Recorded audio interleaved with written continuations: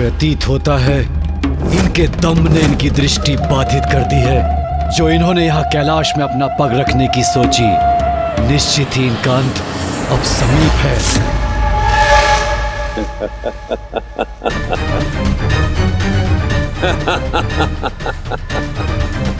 विनाश होगा इस दुष्ट का, सर्वनाश होगा।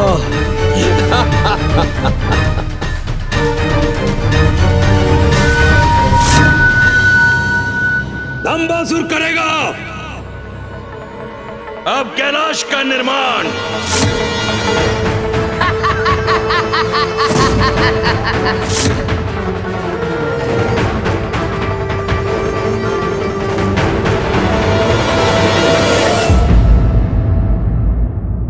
हर हर महादेव।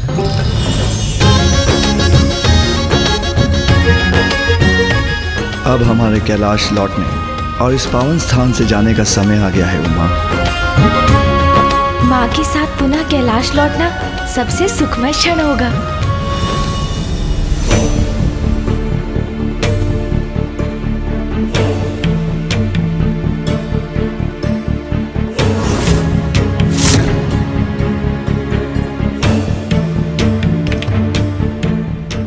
देवी महादेव तो ये टमाटाल देना होता।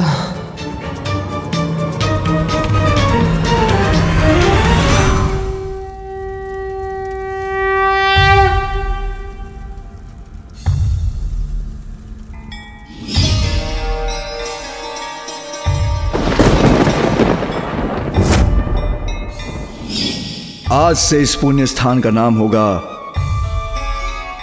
एकाम्रम, अर्थात आम का वो वृक्ष जिसकी छाया में पार्वती ने अपना कठोर तप सार्थक किया, जहां हमारा पुनर्मिलन हुआ। मेरे और उमा के विवाह के इस शुभ दिवस और इस पावन स्थान का महत्व काल कालांतर तक स्थापित रहेगा।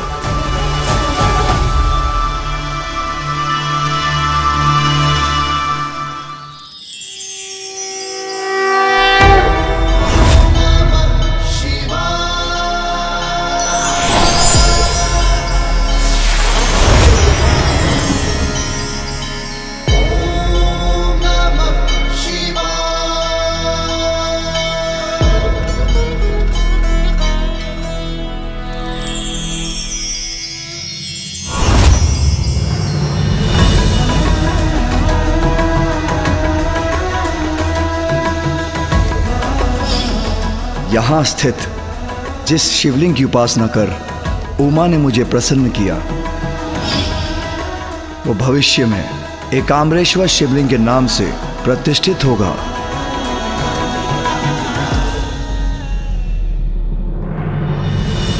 इस रूप में मैं यहां इस तीर्थ स्थल पर अपने भक्तों को दर्शन देकर उनकी मनोकामनाएं पूर्ण करूंगा।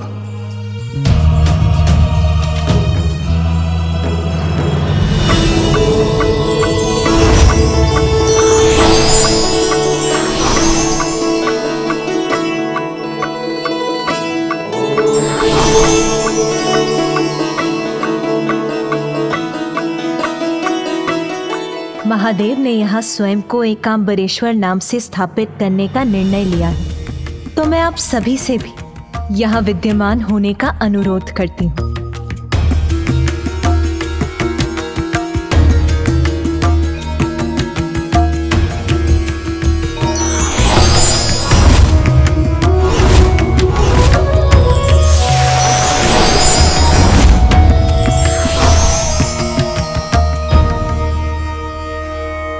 माता पार्वती, प्रभु महादेव,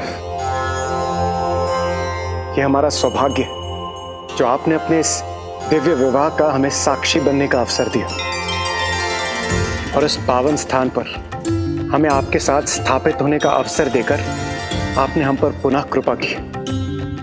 इसलिए जो भी भक्त अपनी मन में पूरी भक्ति के साथ यहां आएगा, उसे आपके साथ साथ हमारी भी कृपा की वर्षा प्रदान होगी।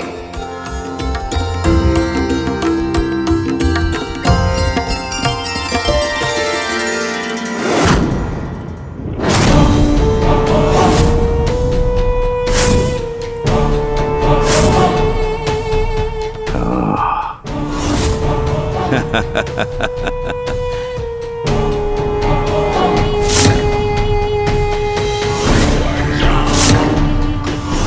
ये है वो स्थान जहां महादेव विराजते हैं। अब ये मेरी मुट्ठी में होगा। महादेव बहुत विराज लिया आपने यहाँ, अब मेरी बारी है। अब कैलाश पर मेरा अधिकार है, मेरा अधिकार। अब भगवान के इस निवास पर वास होगा हम असुरों का, और आज से हम होंगे यहाँ के भगवान। जो करेगा अपने असुर साम्राज्य का विस्तार इसी कैलाश से।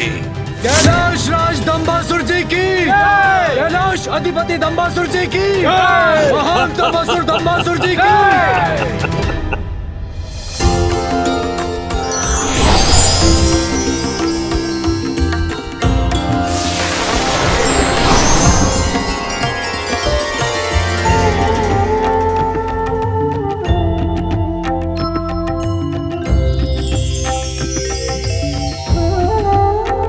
मैं यहाँ वरदराज रूप में स्थापित रहूंगा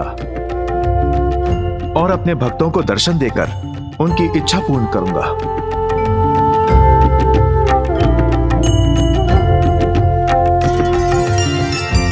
पुत्र गणेश, पुत्र कार्तिकेय, तुम दोनों का भी इस स्थान पर स्थित होना अनिवार्य है।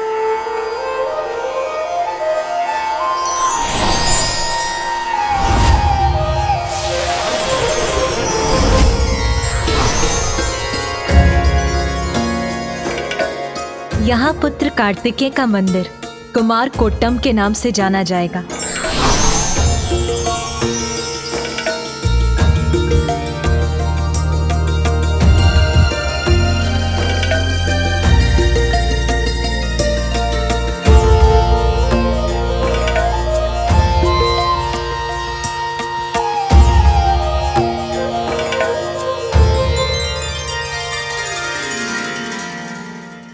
अब एकांबरेश्वर मंदिर पूर्ण रूप से स्थापित हुआ।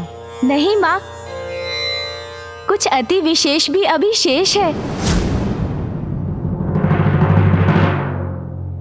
माँ, हम सभी के यहाँ होने का कारण आप ही हैं। आपके घोर तप से ही ये संभव हो पाया। इसीलिए आपके प्रतिष्ठित हुए बिना ये मंदिर अपूर्ण ही रहेगा। उचित कह रहा है गणेश उमा। तुम्हारी उपस्थिति के बिना यह दिव्य स्थान अपनी पूर्णता से वंचित रह जाएगा। इसलिए तुम्हारी दिव्यता का यहां स्थित होना अति आवश्यक है।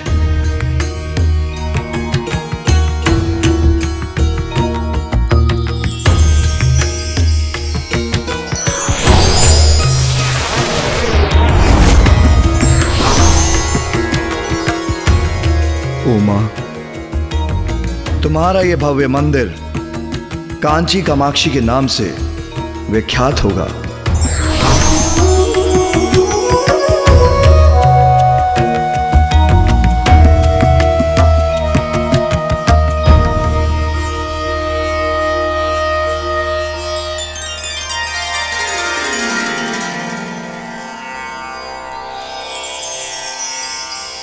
और हम सभी यहां आंशिक रूप से विद्यमान रहेंगे और यह स्थान एक पवित्र तीर्थ के रूप में जाना जाएगा।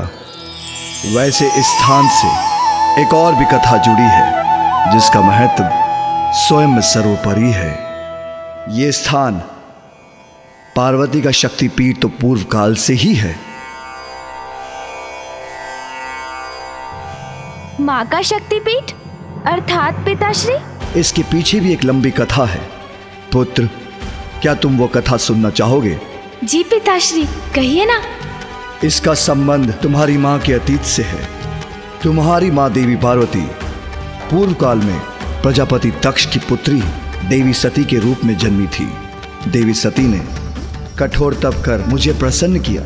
इस प्रेम और त्याग से अभिभूत होकर हमने फिर विवाह करने का निश्चय किया, किंतु सती के पिता प्रजापति दक्ष पूर्व से ही मेरे वैराग्य और असंसारिक जीवन के विरुद्ध थे। किंतु इसके पश्चात भी मैं और देवी सती विवाह के सूत्र में बंध गए। प्रजापति दक्ष पूर्व से ही हमसे अप्रसन्न तो थे ही, एक दिन आकस्मिक एक घटना ने हमारे जीवन को ही परिवर्तित करके रख दिया। ये प्रसंग उस दिवस का है पुत्र, जब देवी सती कैलाश के उपवन में विचरण कर रही थी।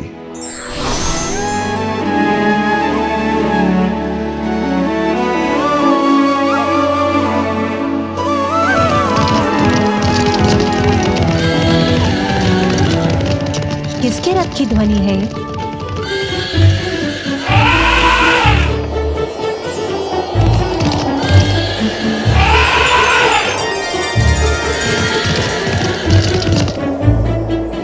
इतनी भोर में इंद्रदेव और सूर्यदेव अपनी पत्नियों के साथ कहाँ जा रहे हैं? संभव है उनका भ्रमण करने का मन कर गया होगा।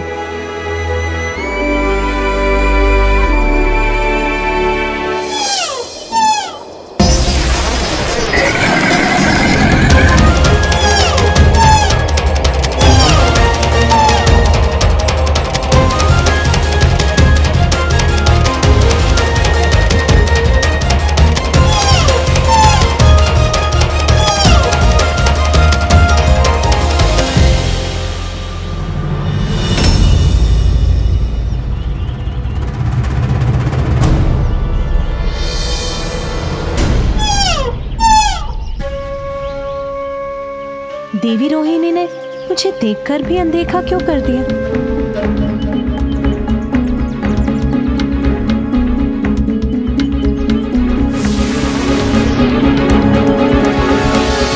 सभी देवता, यक्ष, गंधर्व एक ही दिशा में कहाँ जा रहे हैं?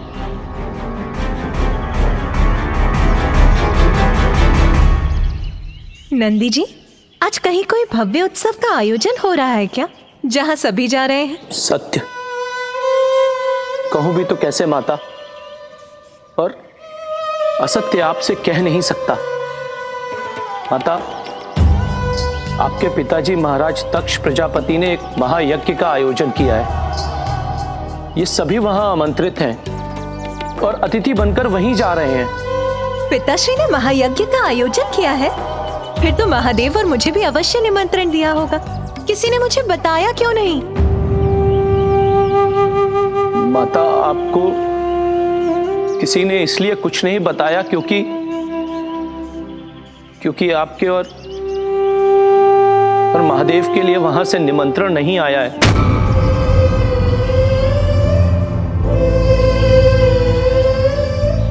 हाँ, तो ये भी उचित है। पिताश्री को अपनी पुत्री को बुलाने के लिए निमंत्रण भेजने की क्या आवश्यकता है? पिताश्री के महायज्ञ में जाना तो पुत्री का कर्तव्य होता है। मुझे महादेव से बात करनी होगी। हमें शीघ्र प्रस्थान करना चाहिए। माता, माता सुनिए, माता।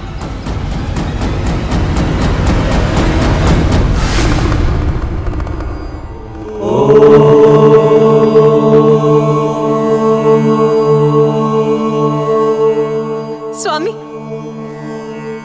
नाथ, मेरे पिता के यहाँ यज्ञ का आयोजन है, हमें वहां जाना चाहिए।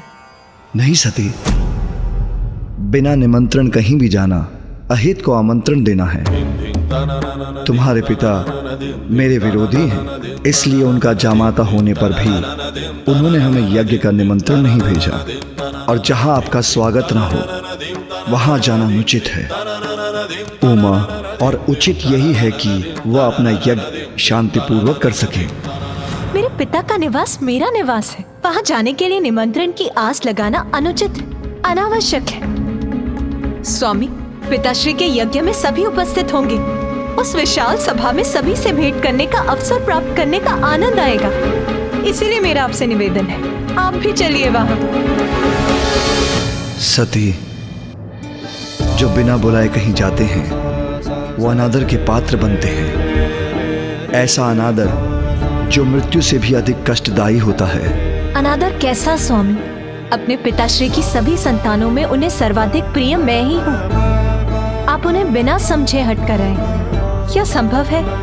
आप आमंत्रण नहीं प्राप्त होने को अपना अनादर समझ बैठे हैं। सती, तुम्हारा पति हूं मैं, और तुम्हें समझाना मेरा कर्तव्य है कि यदि यज्ञ में वो हमारी उपस्थिति नहीं चाहते हैं तो हमें तुम्हारे पिता की इच्छा का मान रखना चाहिए। मेरे पिता की इच्छा स्वामी? हाँ सती, हमें वहां देखकर उनका क्रोध जागृत होगा और क्रोध से उनका यज्ञ असफल होगा। स्वामी, संभव है उन्होंने हमें निमंत्रण इसीलिए नहीं भेजा कि उन्हें ज्ञात है आप उनसे कितनी घृणा करते हैं। इसके विपरीत तुम्हारे पिता को ही मैं सदैव अप्रिय रहा, किंतु फिर भी तुमने मुझसे विवाह किया। जिस विवाह को स्वीकार करने के लिए ब्रह्मदेव ने उन्हें विवश किया, इस बात से वो आज तक व्यथित हैं, जिसके कारण वो मात्र मुझसे ही नहीं, वो तुमसे भी क्रोधित हैं। आप दोनों के परस्पर मतभेद का प्रभाव मैं स्वयं पर नहीं ले सकती। चलिए प्रभु, हमें जाना चाहिए। सती, इच्छा जब हठ का रूप ले लेती है तो उसका परिणाम सदैव विनाशकारी होता है। हठ मैं नहीं, आप कर रहे हैं स्वामी। पुत्री का पिता के यहाँ जाना विनाशकारी कदापि नहीं हो सकता। मैं आपसे निवेदन करती हूँ नाथ, यदि और कोई कारण नहीं है तो मेरी इच्छा पूर्ण करने के लिए ही वहां चलिए। सती, यदि तुम जाने का निर्णय ले ही चुकी हो तो मैं तुम्हें रोकूंगा नहीं, किंतु इसके बाद भी मैं कदापि तुम्हारे साथ नहीं जाऊंगा। अभी आप ही ने कहा कि हठ उचित नहीं, और अब आप ही अपने हठ पर अडिग हैं। उचित है फिर, मैं आपकी पत्नी अवश्य हूं, किंतु मैं अपने पिता की पुत्री भी हूं, इसीलिए मैं वहां अवश्य जाऊंगी। तुम तो इस बात का कि विवाह के उपरांत प्रथम बार मैं वहां अकेले ही जाने के लिए विवश हूं। जैसी तुम्हारी इच्छा, किंतु नंदी और अन्य गणों को अपने साथ लेके जाना।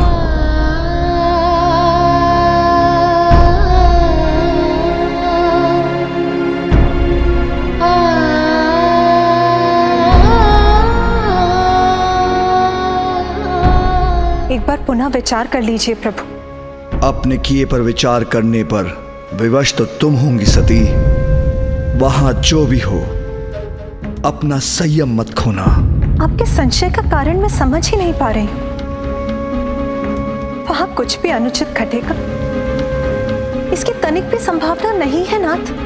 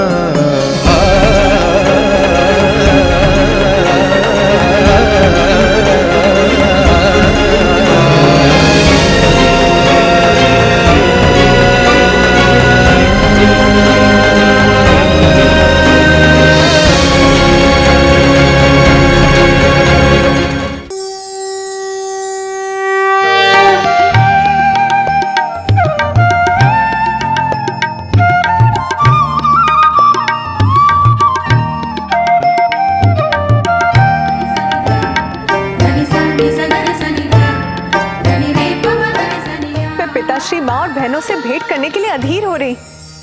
आप यही प्रतीक्षा कीजिए, मैं भीतर जाती हूँ।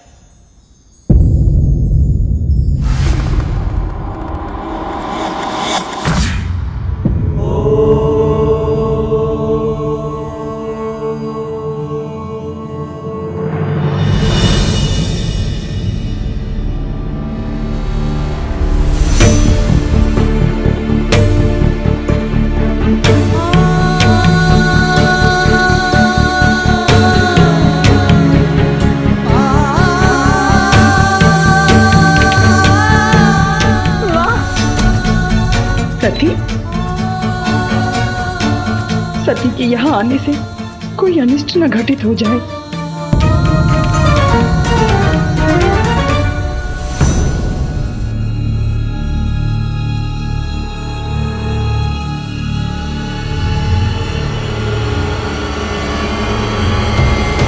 ये सभी मेरी अवहेलना क्यों कर रहे हैं? माँ! सती, पुत्री तुम यहाँ?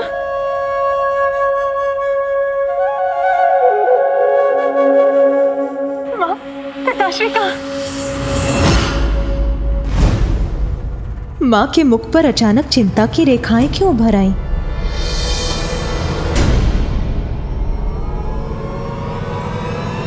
पिताश्री!